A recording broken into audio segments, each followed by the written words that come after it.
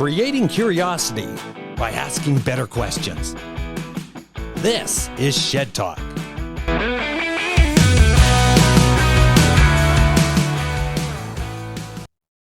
The man that knows the mascot. Do you know 3 top mascots in the industry? Glenn Street does. Glenn Street, welcome to Shed Talk. Kevin, I have to tell you, I've been so excited about this. You and I have known each other a long, long time, and I've been listening to Shed Talk since the start, and it keeps getting better and better and better. And I have no idea where this is going to go, but it's going to be a ton of fun for us, and it's going to be a ton of fun for your listeners. You know what, Glenn? You're right. We've known each other for a long time, and that's why I'm going to start it off right away. And I have to do this just because it's so cool. Go for it. Yoda. Yoda, yes. Yoda is my nickname. So I'm going to start with, Kevin's a little bit nervous about having me here because Kevin and I are in Forum together. And Forum is like a peer board of advisors for our companies. So Kevin knows me better than my wife does. And I know he's a little bit nervous about, well, can I go here? Can I go there? Because I maybe know something that Peggy doesn't know. And Kevin, I'm giving you permission to ask me anything you want. I'll be completely transparent. There's nothing that's off limits for you. Yoda is because in our forum group, I'm the guy that kind of sits back and thinks about things for a while and then sort of gives my input. I'm usually wait to be the last one. And I tend to be able to tie things up in a nice little bow. And people go, okay, that makes sense. That looks like a good way to keep moving forward. So, you know, whoever's presenting is getting all this data from all of us, and we're never telling the individual what to do. We're talking about the experiences that we've been through. And because I've been doing this for so long, I have a whole range of experiences. And so it's great when I can bring those forward and people go, well, that's an interesting take. And that I like that. And what's interesting about it is when we're going to talk about a little bit about Yoda, is your superpower. My superpower, I have a few of them. One of them is I can see the future. So you give me a concept and I can tell you exactly how it's going to play out, what you need to be careful of, and where the pitfalls are going to be. And the other one I think you're trying to get at is that I think one of my superpowers is wisdom, and I'm able to pull that in, and I'm able to share things in a way that people are able to take the information. And I'm not telling them what to do. It's, okay, well, that's interesting. I need to think about that. And that gives a lot of people insight of all of a sudden who you are, what you're all about. And let's get into a little bit about street characters. And I have to say this because I kept going, street side characters. And I've known you for how many years? 20 years. 20 years. 20 years. And I go, street side characters. And this was the first time you go actually to me, Kevin, it's street characters. And I'm going, oh man, and that's when you know someone so long that you're just oblivious to your thought patterns in there.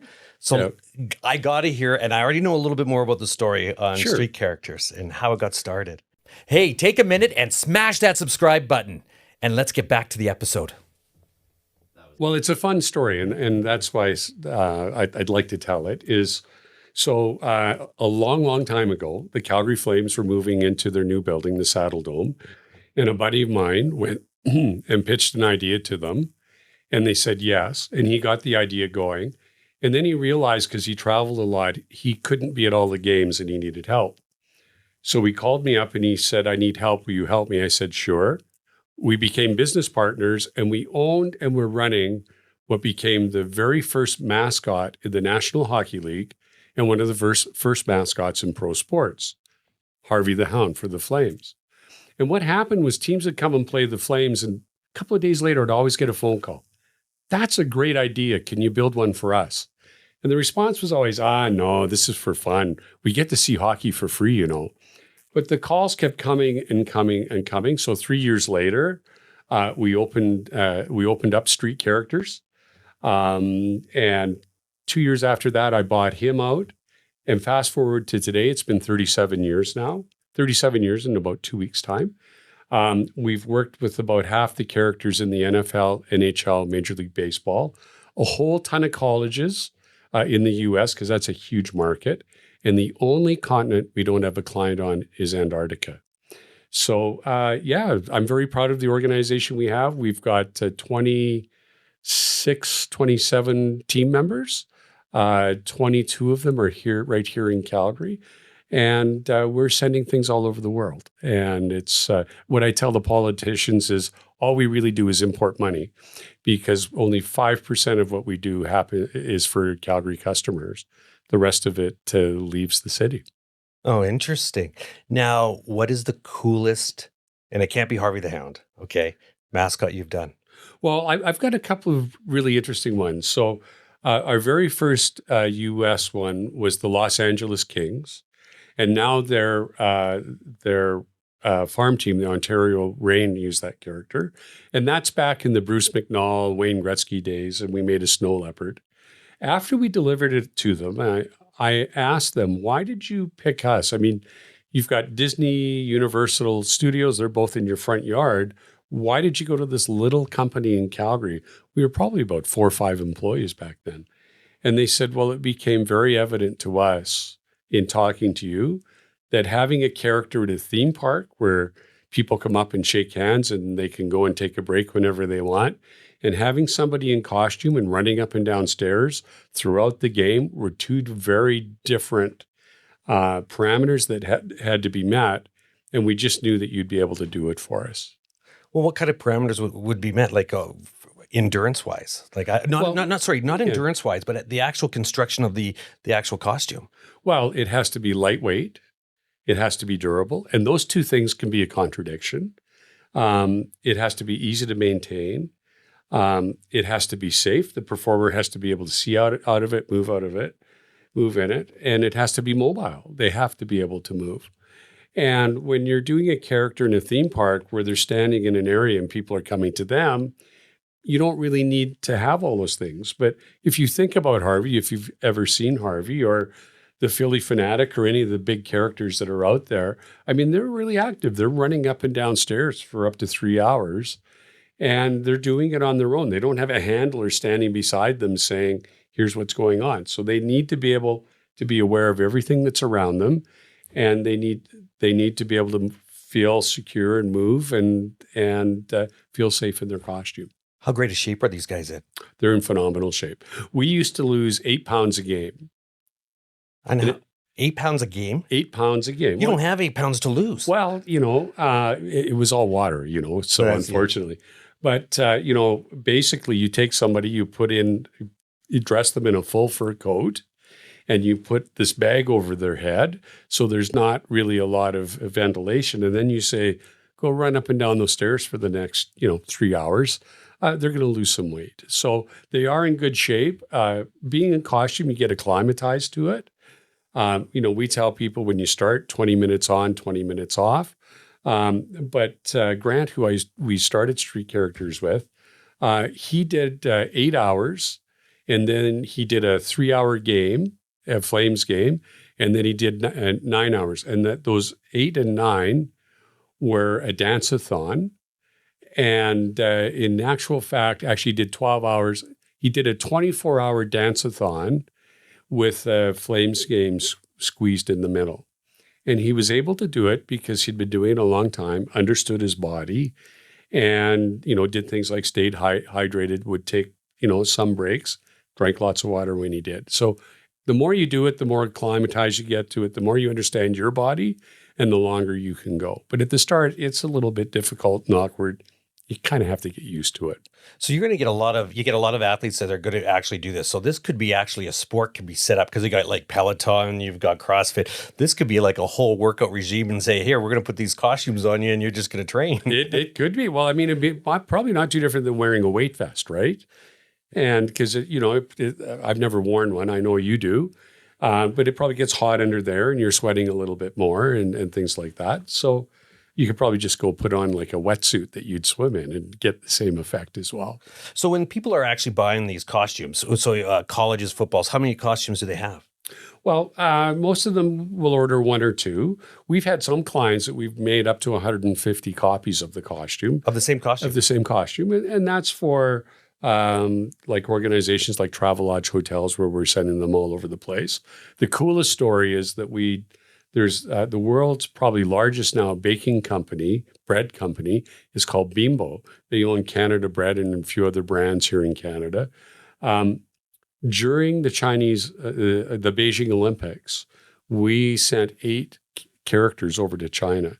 And I'm pretty sure that those 8 characters in that shipping container on that boat were the only thing going back to China on that boat, because everything's coming over here, right? And the boats go back empty. So it's kind of fun to know that our work went over there and was part of the Beijing Olympics.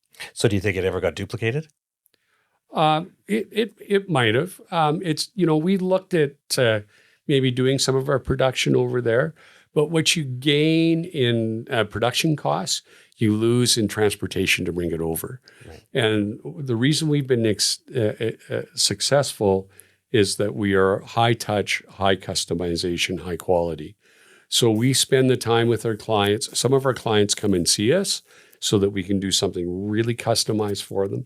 And you lose some of that, if we were to move over to China or Asia or something like that. So what do you call standardizing customization? So you're talking about you're going to build this mascot. How do they come up with the idea of a mascot? Like what direction do they go in? Well, we take them through this whole process. So sometimes it's really easy. What's your team name? Well, we're the San Jose Sharks. Well, okay, it's obvious it's going to be a shark, right? Other times, it's not so obvious. So then what we do is we go through some things like, what is your city known for?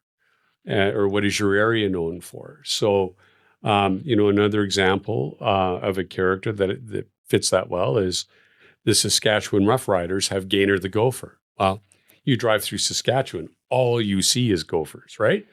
And then if there isn't anything that kind of makes sense for the area, then we go through this little process of trying to figure out what will work. Typically, we tell them, make it a mammal or a bird, or what we call a fantasy character.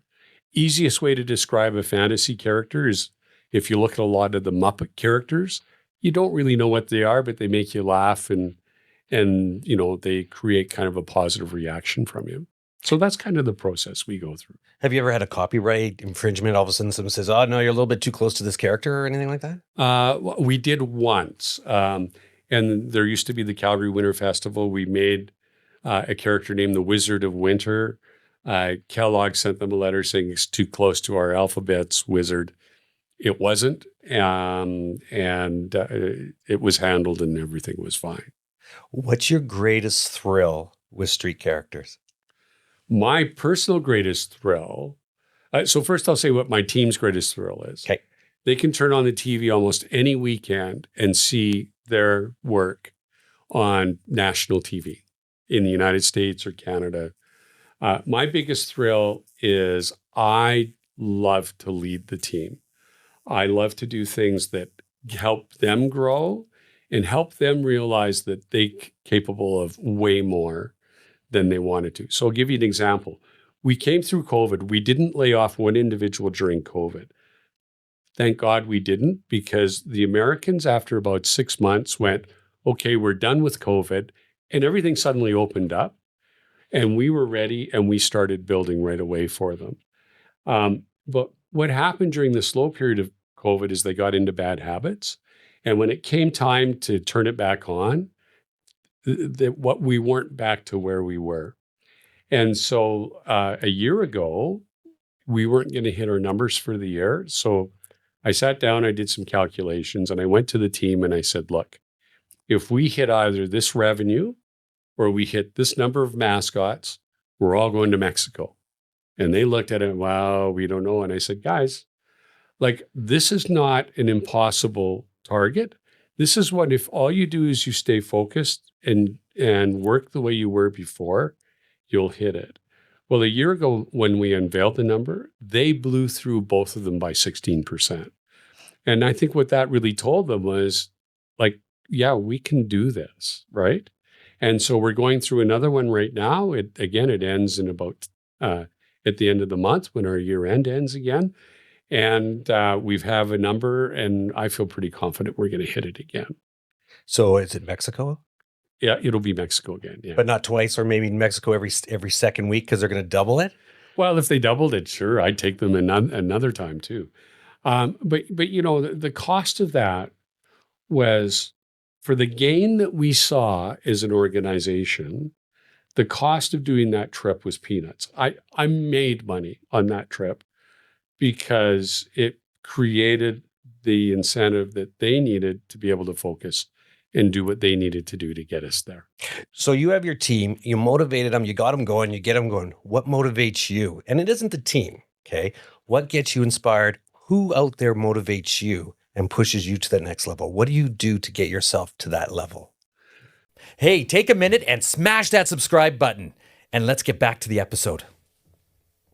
Well, I'm a huge believer in having mentors and peers.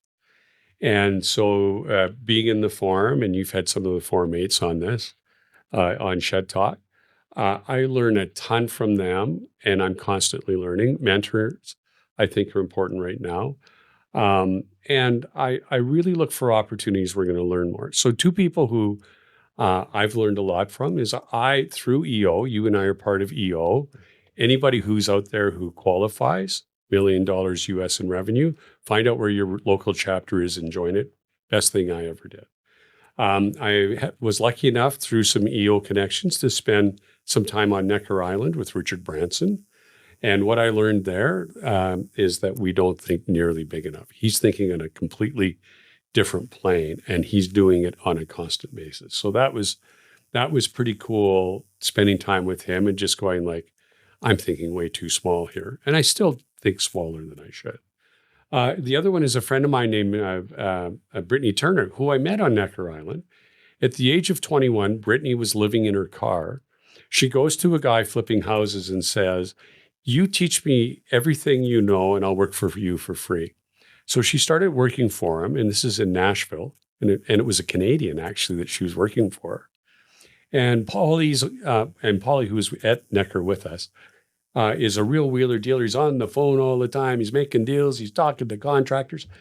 And he had no time to talk to her. And she quickly realized, if I don't bring value to this guy, he's not going to keep me around. So she started listening to his pain points, finding property, finding contractors to do stuff, maybe sourcing a certain material that was out locally.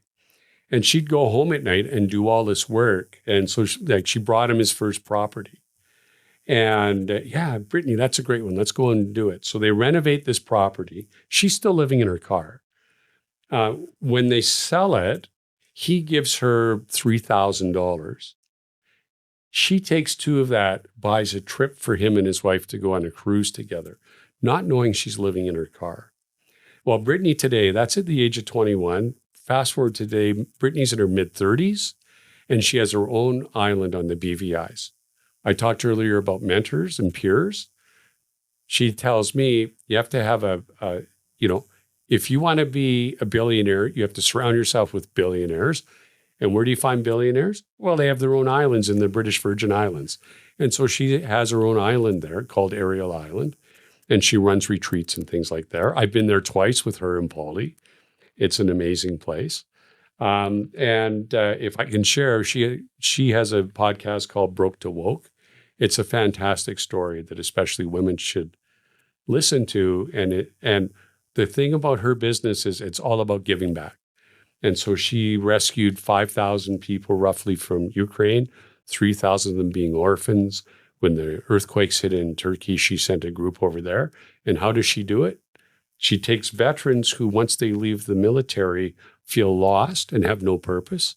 She puts them through training and gives them training, and then she sends them all around the world rescuing people. And suddenly they have purpose again, because in the U.S., something like every 82 seconds, a U.S. veteran takes their life because they don't have purpose anymore. And she gives them that purpose. So those are some of the people I've met that have had real impact on me.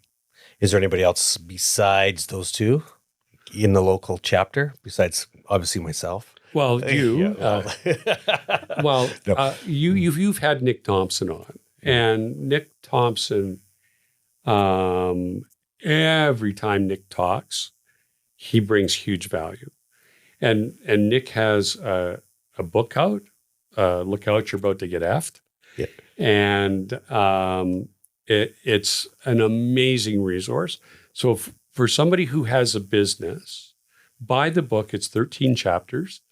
And it was 12. And when Nick brought it to the forum, I said, this is a book about bad things that happened to you, right?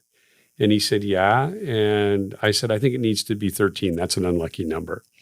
And the way you use the book is you figure out where the pain point is in your business. And you go to that chapter, and it's like drinking from a fire hose, because it gives you a ton of resources that you can use to go and deal with the issue that you had.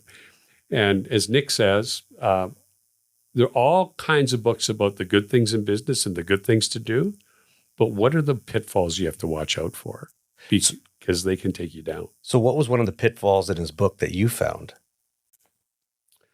Well, probably leading the team better, and probably more in my conversations with Nick. So I'm an introvert, which means I regenerate by being alone. And Nick said something to me a year ago that really resonated. That said, Glenn, friends aren't casual acquaintances. And what he meant by that is that I need to be out interacting with more people more. And so I've been doing that over the last year.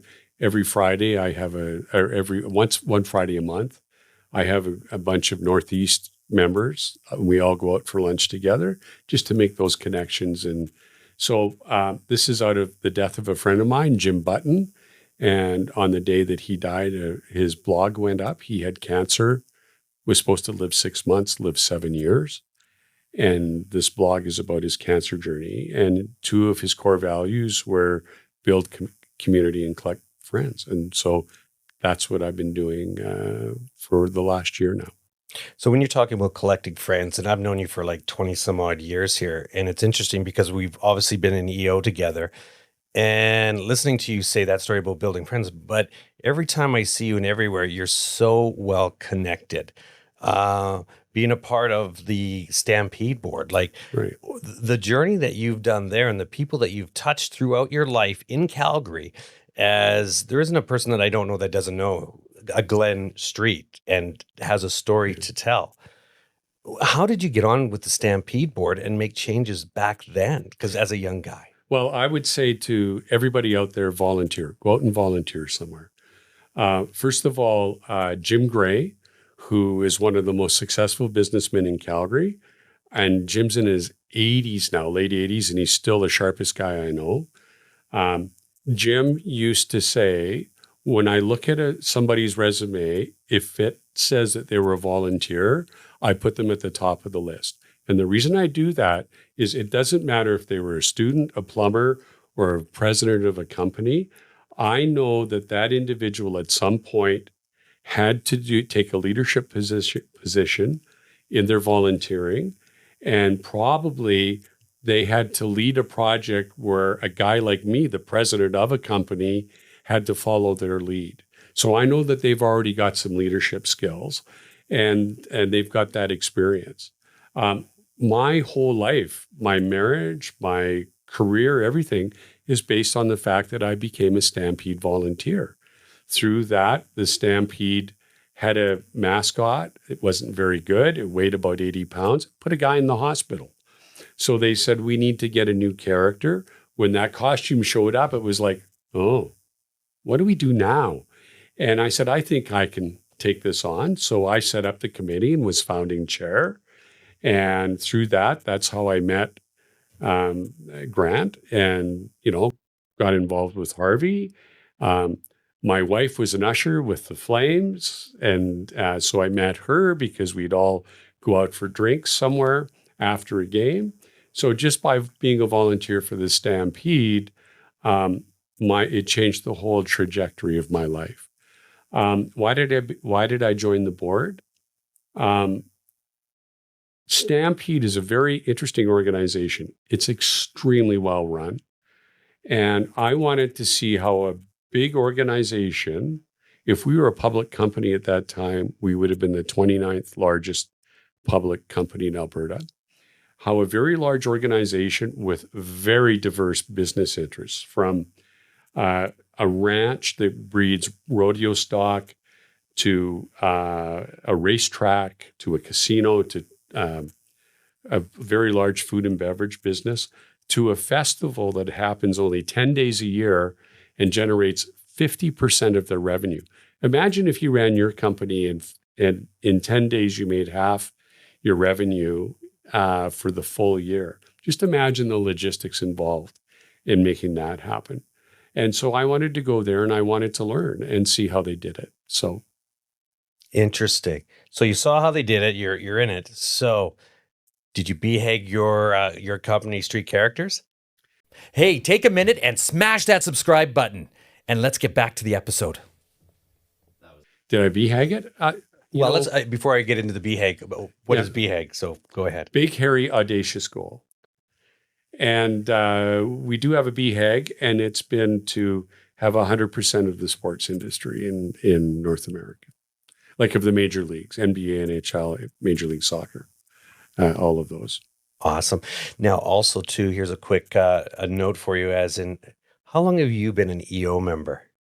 I've been an EO member since 2002. It's actually 2001, but it's recorded as 2002. So that's 22 years. And as I say, best thing I ever did. Although, it's interesting. Our forum group is all longtime members, and it's because we all understand that we get out of it what we've put into it. And I am still getting huge value out of it. Just in our forum meetings and listening to the wisdom of Kevin, because you always have a different perspective, Kevin. But it kind of brings it in, and sometimes it kind of hits us on the side of the head, and we go, oh, yeah, I didn't think of that. That's really interesting. Yeah, and it's interesting. I mean, when we talk about EO and getting hit in the side of the head after 20 some odd years in here, and a lot of people don't realize what you put into something is what you get out of it. So if you're not willing to put the time, the effort in, and it doesn't matter if it's a relationship, it doesn't matter if it's tech, if it's EO, if it's anything, you are not going to be successful unless you go all guns, all a-blazing. And EO is a great organization. Like, I think we're the longest members in EO. I think there's maybe 5 of us there's Nick, you, myself. Well, I had lunch with an EO member this morning, or breakfast, and he said, we were talking about our forum group.